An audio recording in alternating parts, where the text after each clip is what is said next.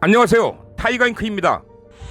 국정농단 박근혜 탄핵을 위한 촛불이 불타오르던 2016년 연말, 나중에 알게 된 사실이지만 저들은 촛불을 진압하기 위한 계엄령을 준비하고 있었습니다. 만약 그때 계엄령이 실제 발동되었다면 어떻게 되었을까요?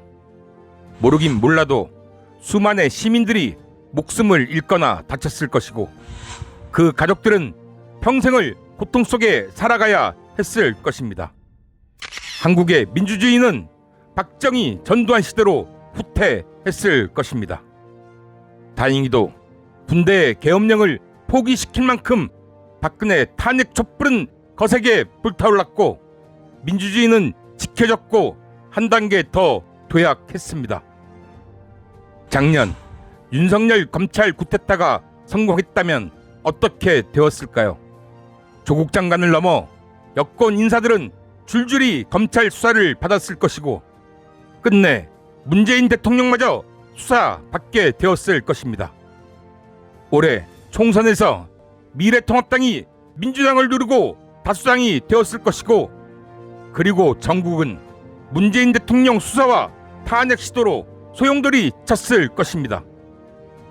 이런 모든 비극을 막아낸 것은 다름 아닌 깨어있는 시민들의 자발적 조직이었습니다.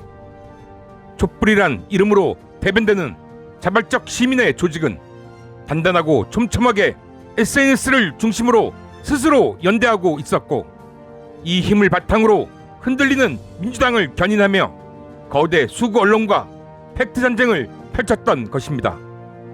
결국 이런 강력한 촛불의 힘이 박근혜의 계엄령 시도와 윤석열의 검찰 쿠데타를 막아냈다고 생각합니다.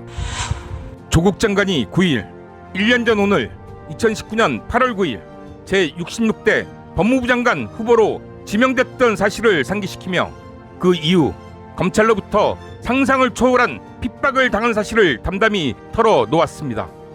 조국 장관은 이날 자신의 페이스북에 검찰이 피곤이라는 족쇄를 채워놓았지만 해야 하는 싸움은 하겠다며, 검찰과의 일전이 길고 어렵더라도 피하지 않고 헤쳐나가겠다고 선언했는데요.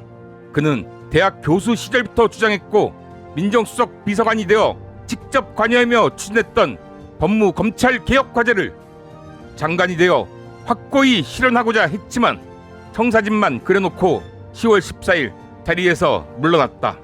이는 장관 하나쯤은 가볍게 뽑아내는 검찰의 흔들기 때문이라고 말했습니다. 즉, 가족이 검찰의 수사 대상이 되는 순간부터 저는 전혀 살아있는 권력이 아니었고, 오히려 살아있는 권력은 수사권과 기소권을 사용하여 가족 구성원 전체를 대상으로 표적 수사, 저인망 수사, 별건 수사, 별별건 수사를 벌인 검찰이었다고 밝혔습니다. 이날 조국 장관이 글을 통해 밝힌 사실 중 충격적인 내용은 윤석열 검찰이 문재인 대통령의 탄핵을 추진했었다는 사실입니다.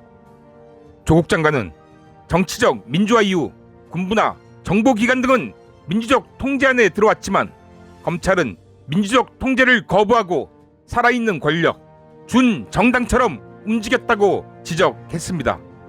이어 한국 검찰의 정치적 중립성은 허구로 시류에 따라, 그리고 조직의 아젠다와 이익에 따라 맹견이 되기도 하고 애완견이 되기도 했다면서 작년 하반기 초 검찰 수뇌부는 4.15 총선에서 집권 여당의 패배를 예상하고 검찰 조직이 나아갈 총노선을 재설정했던 것으로 안다고 새로운 사실을 끄집어냈습니다.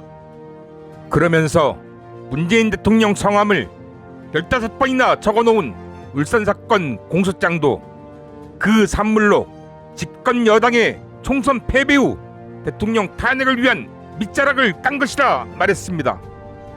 오늘 조국 장관의 이런 주장은 큰 충격을 주고 있는데요.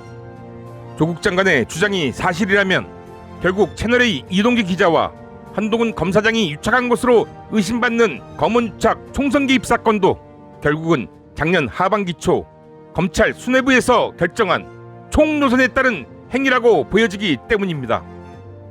이번 조국 장관의 새로운 주장으로 검언유착 사건을 바라보는 시각도 새롭게 정립될 것으로 보여집니다. 조국 장관은 글 말미에서 지난 1년간의 삶을 무간지옥에 들어간 듯 했다고 토로했는데요.